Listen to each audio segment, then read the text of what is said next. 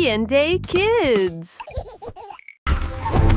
অনেক অনেক দিন আগের কথা, এক শান্ত সুন্দর জঙ্গলে হরিণ, বানর, হাতি আর ছোট ছোট খরগোশরা থাকতো। সবার জীবন ছিল হাসি খুশি, সবাই খুব আনন্দে দিন কাটাতো। জঙ্গলে আজ উৎসব লেগেছে, হাসির ঢেউটা ছড়িয়ে গেছে। হাতি নাচে ঢোলের তালে, বানর ঝুলে গাছে গাছে ফলে। জঙ্গলে আজ উৎসব লেগেছে, হাসির ঢেউটা ছড়িয়ে গেছে। হাতি নাচে ঢোলের তালে, বানর ঝুলে গাছে গাছে ফলে। পাখিরা গায় খুশির গান, ময়ূর মেলে রঙিন পাখা টান। হরিণ নাচে দৌড়ে দৌড়ে, খরগোশ হাসে মাঠের কোণে।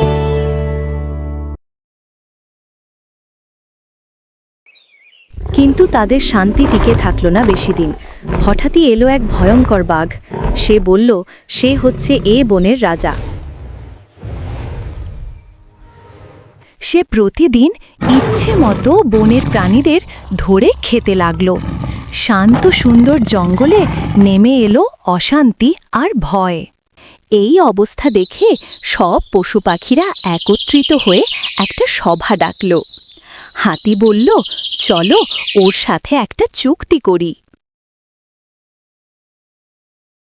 সব পশুরা মিলে বাঘের কাছে আসলো।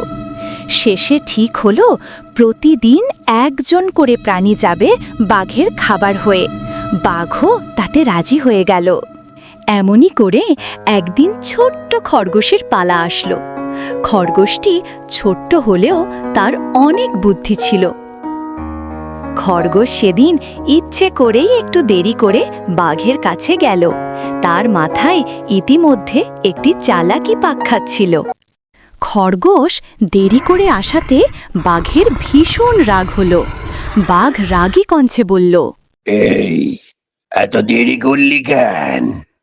খরগোশ বলল, মহারাজ, রাস্তায় এক আরো বড় বাঘ আমাকে থামিয়েছে, আর সে বলছে সেই নাকি জঙ্গলের আসল রাজা।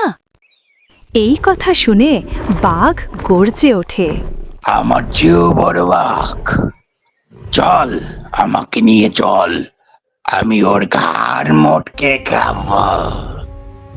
খরগোশ বলল, চলুন মহারাজ, এই পথেই। এই বলে খরগোশ বাঘটাকে নিয়ে গেল এক স্বচ্ছ পানির কুয়ার কাছে। বাঘ নিচু হয়ে পানিতে তাকায়। পানিতে স্পষ্ট বাঘের প্রতিচ্ছবি দেখা যাচ্ছিল। খরগোশ বলল, মহারাজ দেখুন, ওই সেই বাঘ।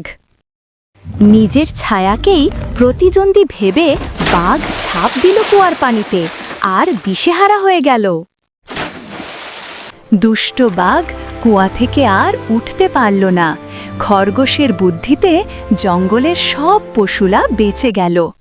বাঘের এই অবস্থার কথা শুনে জঙ্গলের সব পশু পাখি নাচে গায়ে আনন্দ করে। এখন জঙ্গলের সব পশু পাখি খুব আনন্দে দিন কাটাচ্ছে। এখন আর তারা কাউকে ভয় পায় না। শক্তির চেয়ে বুদ্ধি বড়।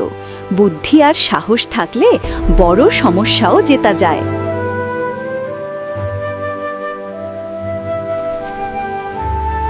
বন্ধুরা, গল্পটা ভালো লেগে থাকলে লাইক দিও, শেয়ার করো আর সাবস্ক্রাইব করতে ভুলো না।